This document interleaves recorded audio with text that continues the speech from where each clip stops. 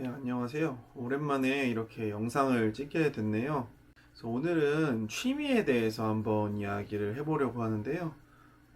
제가 좀 취미에 대해서 생각을 하게 된 이유는 한동안 되게 우울한 시기가 있었어요.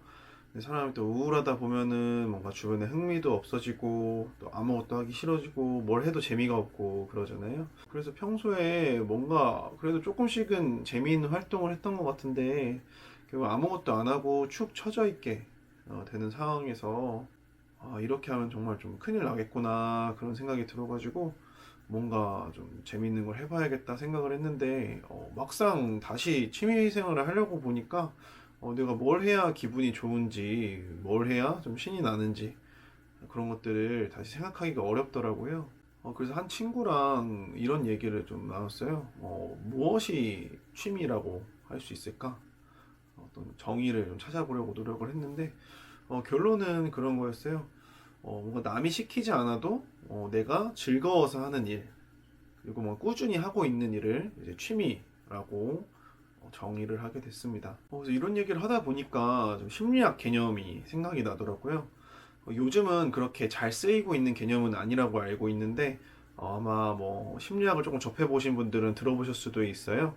이게 동기라는 개념인데 동기는 쉽게 생각하면 우리가 어떤 행동을 하게 만드는 그런 요인 혹은 그런 나의 마음 상태를 동기라고 할 수 있겠죠. 그래서 이런 동기를 내부 동기와 외부 동기라는 두 가지 동기로 또 나누게 됩니다.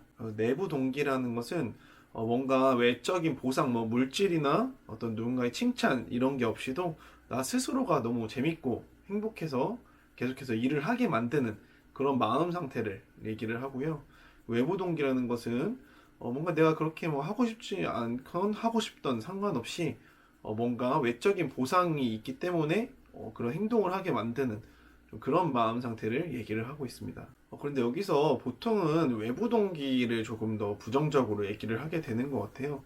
그래서 외부 동기에 계속 쫓기다 보면은 결국에는 나 자신에 대한 통제감을 잃고 그 일에 대한 흥미도 잃게 되기 마련인데 대표적인 얘기로 어떤 유대인 할아버지 이야기가 있습니다. 이 이야기를 잠깐 들려드려 볼게요. 그래서 한 마을에 어떤 유대인 할아버지가 상점을 운영하고 있었는데 이제 그 상점 앞에서 아이들이 계속 유대인 할아버지를 놀리면서 뭐 돌을 막 가게에 던진다든지 시끄럽게 떠들다든지 이런 식으로 가게 운영을 방해하는 상황이었어요. 그래서 할아버지는 현명하게 대처를 하게 되는데 뭔가 아이들을 내쫓거나 화를 내는 것이 아니라 오히려 아이들에게 이런 거부할 수 없는 제안을 합니다. 바로 내가 매일 돈을 줄 테니 여기서 계속 놀고 시끄럽게 떠들어 달라 라는 어떻게 보면 조금 이해하기 어려운 제안을 하게 되는 거죠. 그래서 아이들은 처음에는 장난으로 시작한 일이었는데 이렇게 돈까지 준다고 하니까 당연히 거부할 이유가 없겠죠. 그래서 좋다라고 하면서 더욱더 열심히 또 즐겁게 이렇게 가게 앞에서 장난을 치게 됐습니다.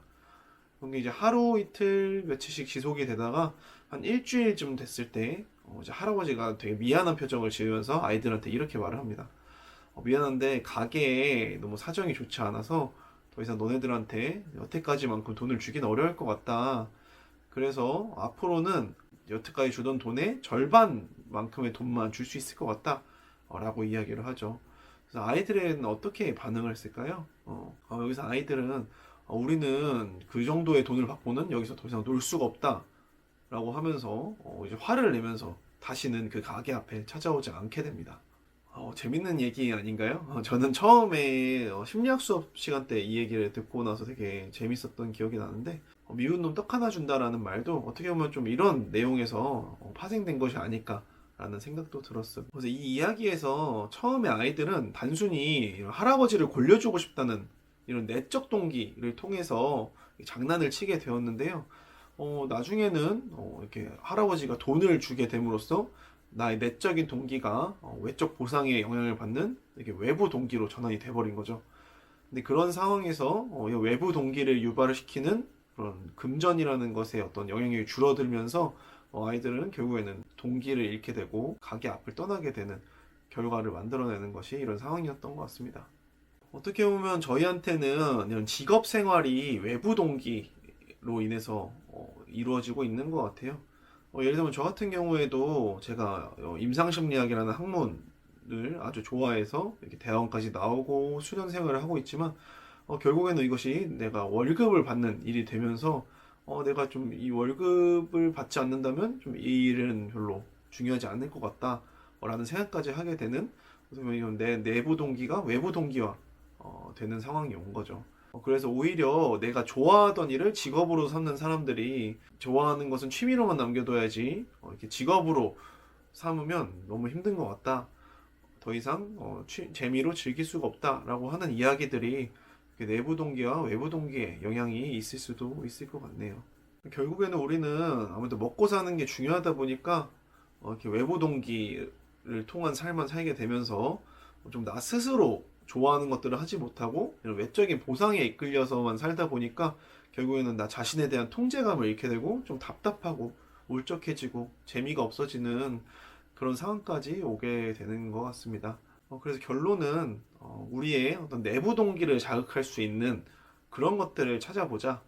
네, 그런 취미를 찾는 방법으로 결국에는 우리가 누가 시키지 않아도 혼자서 지속적으로 하고 있는 그런 활동들을 한번 생각을 해보자. 그런 게 오늘 하고 싶은 말의 결론이었습니다. 그래서 저는 이런 질문을 통해서 몇 가지 취미들을 이제 찾게 됐는데요. 요즘은 좀 게을러져서 덜 하고 있긴 하지만 이렇게 글을 쓰는 것, 그리고 책을 읽는 것, 그리고 노래를 부르는 것, 그리고 게임을 하는 것, 그리고 사람들을 만나서 이렇게 대화를 나누는 것, 이 정도가 누가 시키지 않아도 제가 꾸준히 하고 있고 재미를 느끼는 그런 활동들이더라고요. 그래서 여러분의 취미는 무엇이 있을까요? 오늘 제가 제안드린 누가 시키지 않아도 지속적으로 하고 있는 그런 내적 동기로 인한 이런 일들을 이 영상을 보신 후에 간단하게라도 생각해 보시면 좋을 것 같고요. 그렇게 발견된 취미를 통해서 우리가 조금은 이 숨막히는 일상 속에서 조금은 숨통을 트여줄 수 있는 그런 수단으로 사용해 보셨으면 좋겠습니다. 혹시 영상을 보고 나서 내 취미들이 어떤 것인지 좀 발견하신 분들은 댓글로 달아주셔서 그런 내용을 공유해 주셔도 좀 재미가 있을 것 같네요.